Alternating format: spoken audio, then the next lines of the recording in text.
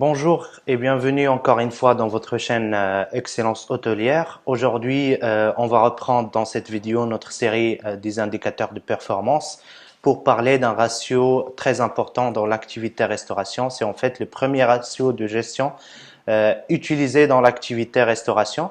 Ce ratio, c'est le ratio coût-matière, appelé aussi le food cost ou le food and beverage cost. Il faut savoir aujourd'hui qu'un manager d'un restaurant, elle est jugé dans un premier temps sur sa performance à générer du bénéfice, donc à augmenter les ventes et à maîtriser au maximum les charges. Donc ce ratio, c'est un des outils qui permet au manager en fait de suivre la consommation de la matière première afin de rester vigilant par rapport à ça et au cas où il y a une augmentation du matière consommée ou de matière utilisée dans la production des plats, chercher d'où vient le problème et mettre en place les actions nécessaires pour remédier à cela.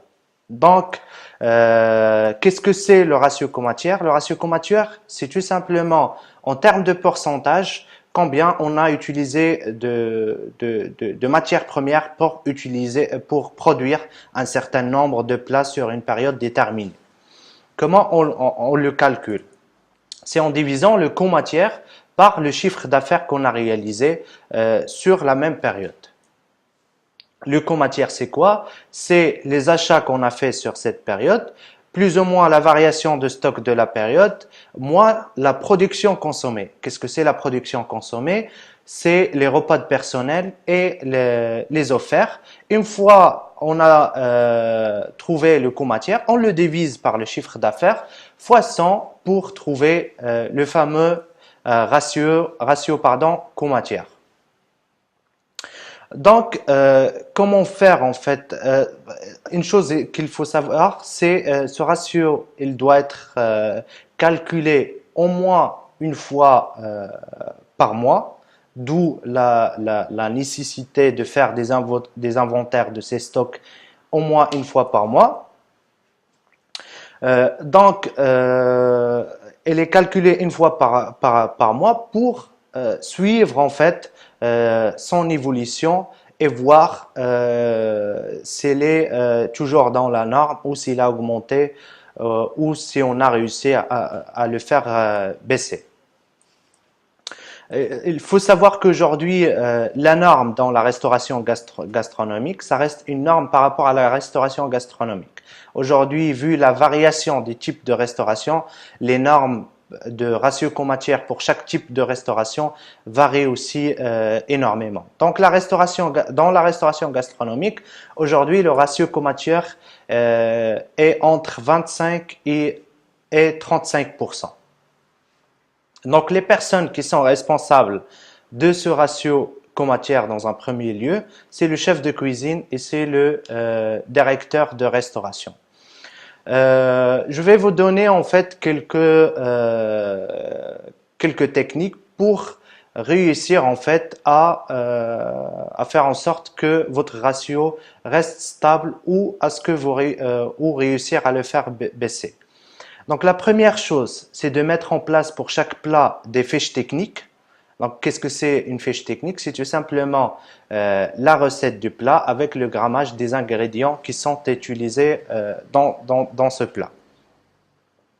Et faire en sorte à ce que ces fiches techniques soient respectées. Ça, c'est un point qui est très important parce que généralement, dans la brigade cuisine, surtout dans les moments où il y a beaucoup de monde, donc il y a du stress, on fait moins attention au grammage et au calcul du grammage et l'utilisation des fiches techniques pour la préparation du plat. Donc, faire en sorte à ce que les fiches techniques soient respectées par la brigade de cuisine. Deuxième chose, il faut faire attention à ses achats. Donc, au moment de négociation, par exemple, des contrats avec vos fournisseurs de coûts matières, faites en sorte à ce que, au cas où les prix augmentent d'un produit qui est très utilisé, par exemple, dans votre restaurant, vous restez sur le même tarif. Donc, faites en sorte à ce que vos prix d'achat soient très bien négociés et à ce que vous utilisez les meilleurs prix d'achat tout simplement par le fait de faire jouer la concurrence auprès de vos fournisseurs. D'une part. D'autre part, pour vous sensibiliser à l'importance du ratio coût-matière, il faut savoir que le coût-matière il a un impact directement sur votre bénéfice. Donc, si par exemple, vos ratios coût-matière augmentent de 2%, donc au lieu de 30%, vous avez 32%, et que vos résultats courant avant impôt, généralement, il est de 8%. Donc, si votre ratio coût-matière augmente de 2%, vous allez voir votre résultat courant avant impôt, régresser de 2%. S'il fait 8% de votre chiffre d'affaires, elle sera de 6% tout simplement.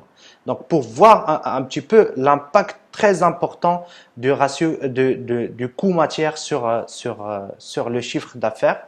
Donc, on arrive à la fin de cette capsule vidéo. Donc, si vous avez des questions, n'hésitez pas à les poser dans les commentaires. Je vous invite aussi vivement à vous abonner à la chaîne et à la page Facebook pour suivre les nouvelles de la chaîne aussi et pour être au courant de toutes les capsules.